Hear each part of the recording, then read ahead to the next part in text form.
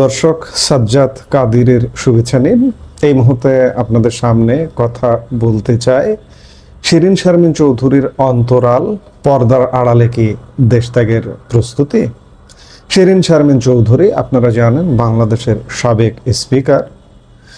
তিনি রাজনীতিবিদ আসলে নন, তাকে সেই অর্থে রাজনীতিবিদ একদম মাঠের পোড় খেয়ে রাজনীতি করতে করতে সংসদে গিয়ে স্পিকার হয়েছেন এমনটা নয়। তিনি একটা রেডিমেড পরিবেশ পেয়েছেন, সেই পরিবেশে তার রাজনৈতিক ক্যারিয়ার গড়ে উঠেছে। তিনি সংরক্ষিত সংসদে সংসদ সদস্য হয়েছেন প্রথমে, তারপরে মহিলা ও শিশু বিষয়ক প্রতিমন্ত্রী হয়েছেন, তারপরে স্পিকার হয়েছেন। স্পিকার হবার পরে তিনি সরাসরি নির্বাচনে গিয়ে নির্বাচন করেছেন এবং এই আওয়ামী লীগ সরকারের পতন হলো। পতন পরবর্তী সময়ে আপনারা জানেন তার অন্তর্ধান, তিনি দীর্ঘ প্রায় আত্মগোপনে ছিলেন। অতঃপর তিনি ডিবির হাতে গ্রেপ্তার হলেন, কারাগারে গেলেন, কয়েকদিন কারাগারে থাকলেন, তারপরে আবার জামিনও পেলেন। এই জামিন পাওয়ার পর থেকে এবং তার জামিনটা পাওয়া নিয়েও যেখানে আওয়ামী লীগের ভুরি ভুরি নেতারা, পোড় খাওয়া নেতারা, মাঠের রাজনীতি করা নেতারা এখনো বন্দী হয়ে আছেন 21 মাস যাবৎ, সেখানে শিরিন শারমিন চৌধুরীর 21 দিনও কারাগারে কাটাতে হয়নি। তিনি জামিন পেয়েছেন এবং জামিন পেয়ে এখনো কিন্তু অন্তরালে আছেন।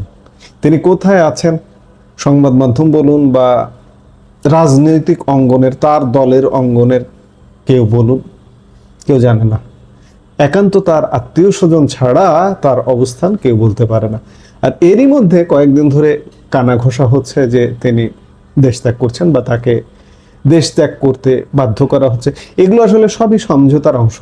তার জামিন পরবর্তী তার অবস্থান এবং অবস্থান পরবর্তী সময়ে দেশ ত্যাগ করা। কেউ যদি প্রত্যাশা করেন যে শিরিন শারমিন চৌধুরী আপনার দলের জন্য, আওয়ামী লীগের জন্য ত্যাগ করবেন, মাঠে ঘাটে ঘুরবেন, রোদ বৃষ্টি ঝড় গায়ে লাগাবেন, এটা ভুল করবেন।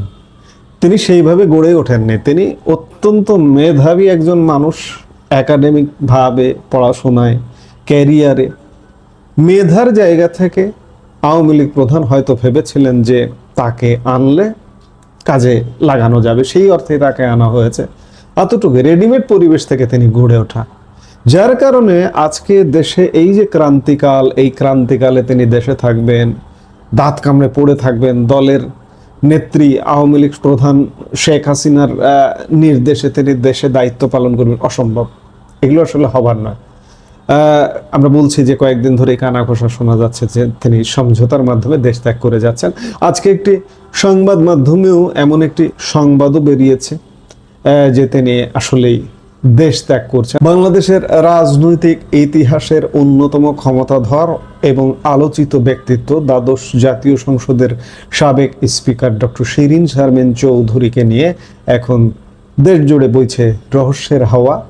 এক সময় দাপুটে স্পিকার, যিনি সংসদ পরিচালনা করেছেন টানা 3 মেয়াদে, তিনি এখন লোকচক্ষুর অন্তরালে।